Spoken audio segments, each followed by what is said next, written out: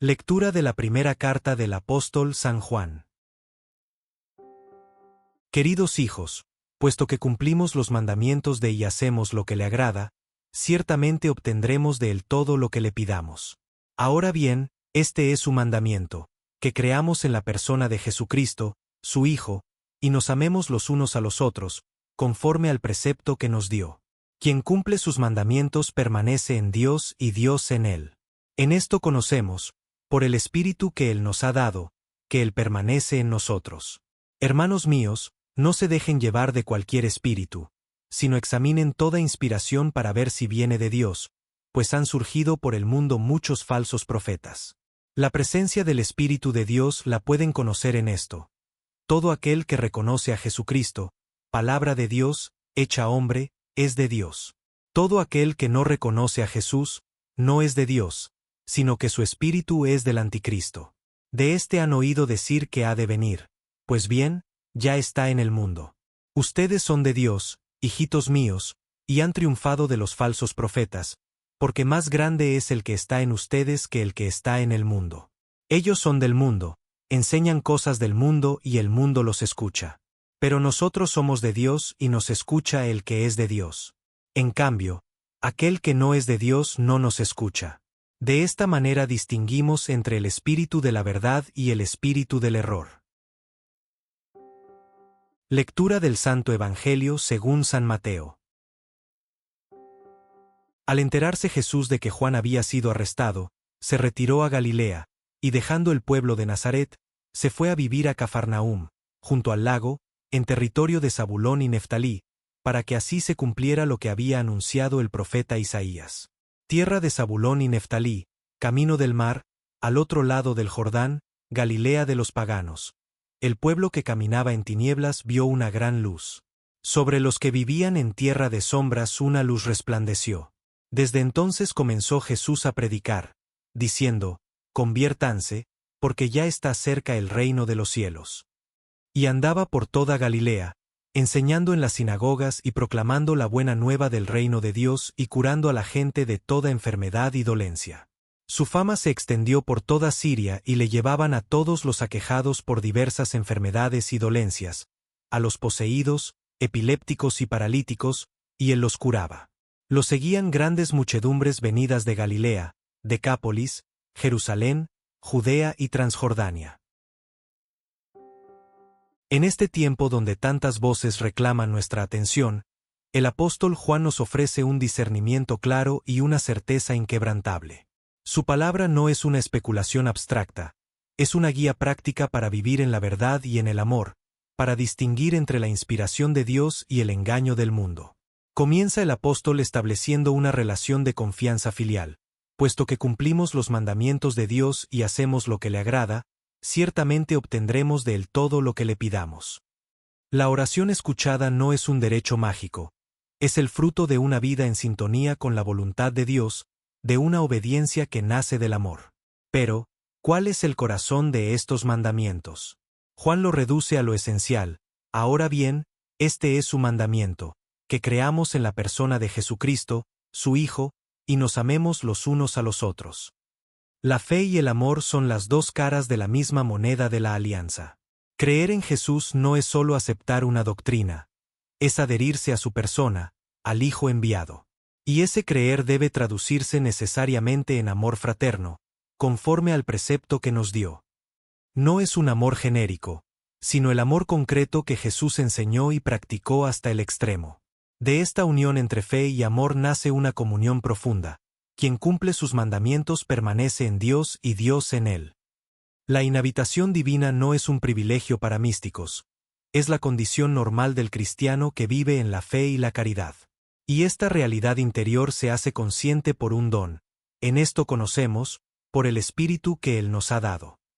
El Espíritu Santo es el testigo interior que nos da la seguridad de que Dios mora en nosotros. Es la unción que nos enseña desde dentro. Pero precisamente porque tenemos este Espíritu, debemos usarlo para discernir. El apóstol nos advierte con una seriedad pastoral: no se dejen llevar de cualquier espíritu, sino examinen toda inspiración. No toda emoción interior, ni toda idea que parezca espiritual, viene de Dios. El criterio de discernimiento que propone es cristológico, claro y decisivo. Todo aquel que reconoce a Jesucristo, palabra de Dios, hecha hombre, es de Dios. La prueba de fuego es la confesión de la encarnación, que el Verbo eterno se hizo carne en Jesús de Nazaret. Quien niega este misterio fundamental, quien reduce a Jesús a un simple maestro o a un espíritu desencarnado, manifiesta de quién es, no es de Dios, sino que su espíritu es del anticristo. El anticristo no es solo una figura futura, es un espíritu que actúa ya en el mundo, negando la encarnación del Hijo de Dios. Ante esta amenaza, Juan dirige a sus hijitos una palabra de aliento y de victoria. Ustedes son de Dios, hijitos míos, y han triunfado de los falsos profetas. Su victoria no se debe a su astucia o fuerza, sino a una presencia mayor, porque más grande es el que está en ustedes que el que está en el mundo. El Espíritu de Dios que habita en el creyente es infinitamente más poderoso que cualquier espíritu de error. El apóstol establece entonces una división radical de pertenencias y de audiencias. Los falsos profetas son del mundo, enseñan cosas del mundo y el mundo los escucha. Su mensaje resuena en quienes comparten su misma mentalidad. Pero nosotros somos de Dios y nos escucha el que es de Dios. La verdadera predicación apostólica encuentra eco en los corazones que ya han sido tocados por la gracia, que tienen el mismo espíritu. La sordera ante el mensaje evangélico revela, a menudo, una pertenencia a un espíritu distinto. Y concluye con la clave de todo el discernimiento: de esta manera distinguimos entre el espíritu de la verdad y el espíritu del error. La distinción no es intelectual, sino espiritual y existencial. Se basa en la confesión de Cristo encarnado, en la vida de amor fraterno, y en la sintonía o el rechazo que la predicación verdadera encuentra. En este día la palabra de Dios nos introduce en el inicio solemne del ministerio público de Jesús. Tras la preparación en el desierto y las tentaciones, un acontecimiento trágico marca el momento, al enterarse Jesús de que Juan había sido arrestado. El precursor es encarcelado, su voz es acallada por la violencia del poder. Es entonces, en este momento de oscuridad y amenaza, cuando Jesús inicia su propia misión. No comienza en el centro de poder, Jerusalén, ni en su tierra natal, Nazaret. Se retira a Galilea, a la región periférica, mixta, despreciada por los judíos puros, Galilea de los paganos. El evangelista Mateo ve en este desplazamiento geográfico el cumplimiento de la profecía de Isaías. Jesús se instala en Cafarnaúm, en el territorio de las tribus de Zabulón y Neftalí, las primeras que cayeron en la oscuridad del exilio asirio. Es precisamente ahí, en la tierra de las sombras y de la confusión religiosa, donde el pueblo que caminaba en tinieblas vio una gran luz. La luz de Dios no brilla primero donde todo es orden y claridad religiosa. Irrumpe donde la oscuridad es más densa, donde el pueblo vive en tierra de sombras. La encarnación es esta irrupción de la luz divina en las zonas más olvidadas y despreciadas de la historia humana. Y en este escenario, Jesús proclama el núcleo de su mensaje: conviértanse, porque ya está cerca el reino de los cielos. No es una amenaza, sino un anuncio gozoso y urgente. El reino no es un lugar, sino la soberanía salvadora de Dios que se hace presente en su persona. La conversión metanoia es el giro radical del corazón y de la mente necesario para acoger esta presencia y someterse a ella. Pero Jesús no se limita a las palabras. Su predicación es integral, dirigida a la persona completa. Andaba por toda Galilea, enseñando en las sinagogas y proclamando la buena nueva del reino de Dios y curando a la gente de toda enfermedad y dolencia. Enseña con autoridad, proclama la buena noticia que libera y cura. Los verbos se suceden: enseñar, proclamar, curar. Su palabra ilumina la mente, su evangelio toca el corazón, su poder sana el cuerpo. No hay dicotomía entre espíritu y materia. La salvación que trae es total. La fama de este poder sanador y liberador se extiende como un reguero de pólvora. Le llevan a todos los aquejados, enfermos, dolidos, poseídos, epilépticos, paralíticos. Jesús no selecciona, acoge a todos los que la vida ha quebrantado. Y Él los cura. No son curaciones espectaculares para ganar fama. Son signos, manifestaciones concretas de que el reino de Dios ha llegado. Donde el reino avanza, el mal retrocede. La enfermedad, el dolor, la posesión demoníaca pierden su dominio.